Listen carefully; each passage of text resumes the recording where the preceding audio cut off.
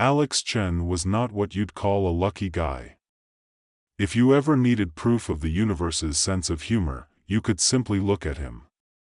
He lived in a cramped studio apartment where the kitchen counter doubled as his desk, and his pet goldfish, Einstein, was the only one who truly understood his experiments, though even Einstein had a habit of just floating around and doing absolutely nothing. On a particularly chaotic Tuesday morning, Alex had found himself deep in a half-hearted battle with a particle accelerator he'd cobbled together using duct tape, an old microwave, and what he swore was an unregistered piece of lab equipment. His colleagues had advised against it, but Alex had a knack for ignoring sound advice, like the time he tried to microwave a burrito, only to create a culinary disaster that set off the fire alarm. "Okay, Einstein," he said, addressing his goldfish as if it were an old friend. "We're about to make history." He flipped the switch, and the machine began to hum ominously. A colorful array of lights blinked and flickered. Alex leaned closer, squinting as the accelerator emitted a low, eerie whir. What's the worst that could happen? The worst, as it turned out, was a rift in the fabric of reality. Just as the machine exploded into a rainbow of sparks, Alex felt a sudden tug.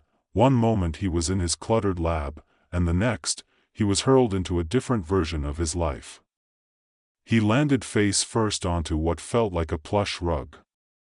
His surroundings were instantly different: a spacious living room with walls painted in warm colors, a family photo adorning the mantel, and the smell of something delicious wafting from the kitchen. Blinking against the bright lights, Alex sat up to find himself staring at a version of himself, one who looked infinitely more put together. "Who the hell are you?" the other Alex asked, eyebrows raised in surprise. I'm you." "But, not you," Alex stammered, taking in the family of three smiling in the photo. There was a beautiful woman with wavy hair, a twinkle in her eye, and a young boy with messy hair and a mischievous grin. "This is, wow. You're living the dream." The other Alex laughed, a rich sound that reminded him of a friend from college. Living the dream? More like living the "hurry up and get the kids ready for school" nightmare. He gestured to the chaos in the kitchen, where an animated toaster spat out slices of burnt toast like a fireworks show gone wrong. Alex watched in disbelief as the other Alex's partner, Maya, swept into the room. She wore an apron that read, "Kiss the cook," and had flour on her nose. "Good morning, love. Did you remember to?" She stopped mid-sentence, looking at Alex with wide eyes. "Who are you?" "Just a slightly less successful version of your husband," Alex said, waving his hands awkwardly. Maya's confusion turned into laughter, and she placed her hands on her hips. "Well, you're definitely not from around here. If you're him, where's your crazy science project?" Alex gulped. In a parallel universe?" The humor in the situation was lost on neither of them, and they burst into laughter. Suddenly, he was being drawn into this alternate reality, where everything seemed brighter, louder, and much more family-friendly than his own life. As the day unfolded, Alex found himself amidst a whirlwind of activities. He spent the morning helping Maya bake cookies for Leo's school bake sale, though it quickly turned into a flour fight that ended with them rolling on the kitchen floor, covered in powder and laughter.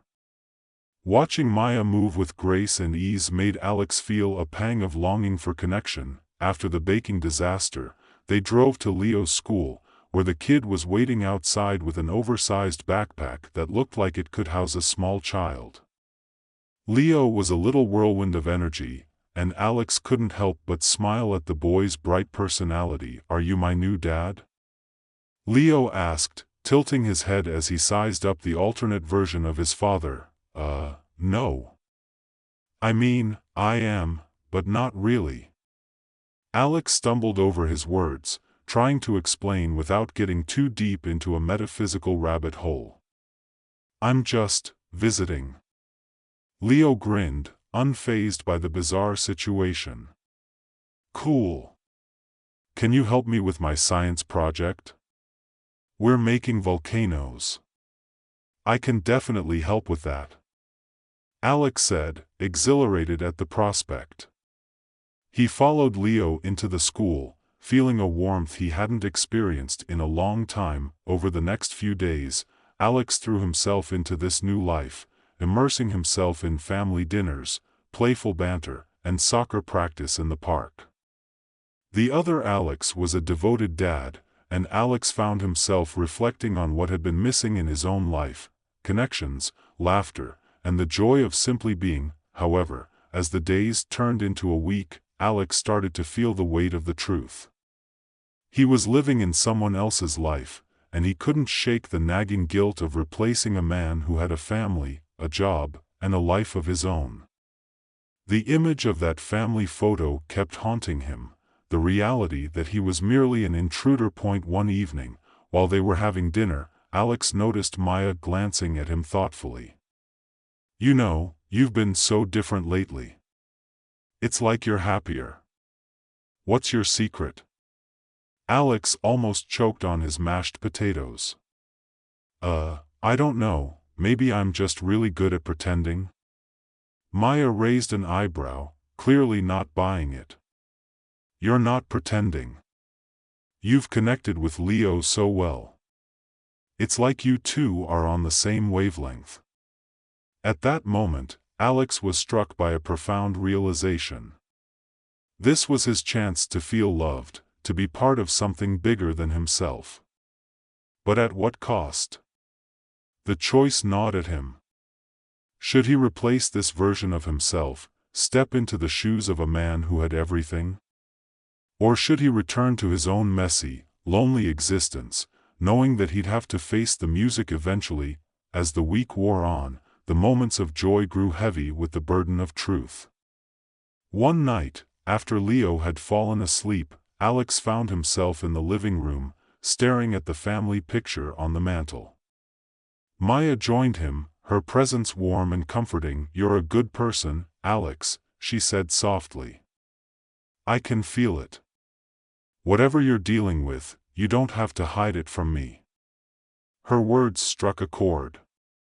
It was then that Alex realized the depth of the connection he had forged, not just with Maya and Leo, but with the very essence of love and family. But could he let this version of himself be erased? In a moment of clarity, Alex made his decision. He couldn't steal this life. He couldn't uproot a family and send someone else into the void. He needed to return to his reality, where he could forge his own path, learn to build connections, and maybe, just maybe, create a life worth living. With the decision weighing heavily on his heart, Alex spent the next day in a haze of nostalgia and determination. He played with Leo, helping him build elaborate Lego structures that only a child's imagination could envision. They laughed, debated the merits of various superhero powers, and even staged an epic battle with plush toys. But beneath the joy was a bittersweet undercurrent. Each laugh felt like a countdown to his departure. That evening, after tucking Leo into bed and sharing a lingering hug that felt all too real, Alex found himself in the living room again, this time with Maya. She was scrolling through her phone, but her gaze flicked to him frequently, a mix of concern and curiosity etched on her face. "Hey," she said, setting her phone aside. "What's really going on? You've been different since you got here. Like, almost too happy." "It's great, but it's also suspicious." He sighed, running a hand through his hair, which had begun to feel less disheveled and more like a symbol of his newfound clarity. "I don't know how to explain this, Maya. I'm not who you think I am. I'm not the Alex you know." She studied him, her expression shifting from confusion to something softer, almost understanding. "What do you mean?" Taking a deep breath, he plunged into the truth, telling her about the rift, his own lonely existence, and how he had stumbled into this vibrant life. As he spoke, Maya's eyes widened in disbelief, then narrowed as if processing the gravity of his words. "So you're saying you're from a parallel universe?" she asked, half laughing but clearly not entirely convinced. "And you think you can just leave?" "I have to," he replied, his voice thick with emotion. "I can't take this life from your Alex. He deserves to be here, just as much as you and Leo deserve to have him. I can't just erase him." Silence hung between them, heavy with the weight of his confession. Maya leaned back, contemplating, and in that quiet moment, Alex felt a rush of gratitude for her understanding nature. She didn't shout, didn't accuse him of being a fraud. Instead, she seemed to absorb his words, allowing them to settle. "Wow," she finally said, shaking her head as if waking from a dream. "That's a lot to process. I've always believed there's more to life than what we see, but this is wild." "I know it sounds crazy," he said, his heart racing. "But I've seen what it's like to be loved, to be part of a family. It's beautiful, and it makes me want to fight for my own version of that. I just need to go back and figure it out." Maya nodded slowly, her expression softening. "You've shown me something I didn't know I needed. I get it. If you really feel this way, then maybe it's what you need to do. But it doesn't mean I won't miss you." Tears pricked at the corners of Alex's eyes. "I'll miss you all. You've shown me what's possible, and for that, I'll be forever grateful." They spent the rest of the night talking, sharing stories, and basking in the warmth of connection.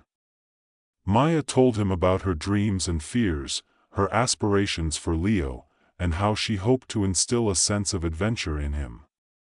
Alex shared his own insecurities about life and work, about how he had let opportunities slip away because he was too afraid to reach for them. As dawn broke, casting a warm glow through the windows, Alex felt an aching sense of finality wash over him.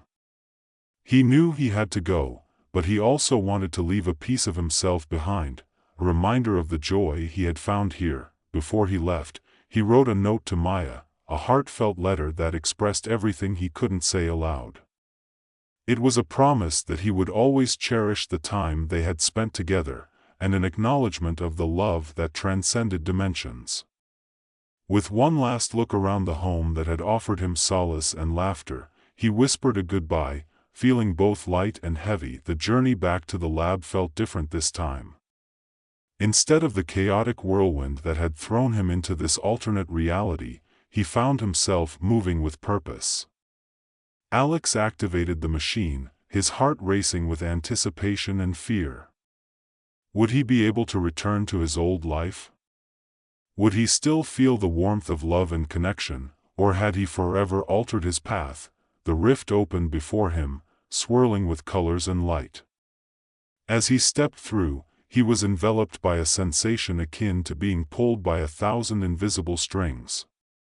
Memories from the parallel universe flooded his mind, laughing with Leo, the scent of Maya's cookies, the warmth of their home. With a final thought of gratitude, he embraced the transition, letting it carry him back. He tumbled out onto the floor of his lab, disoriented but filled with a renewed sense of purpose. The chaos of his surroundings felt oddly comforting.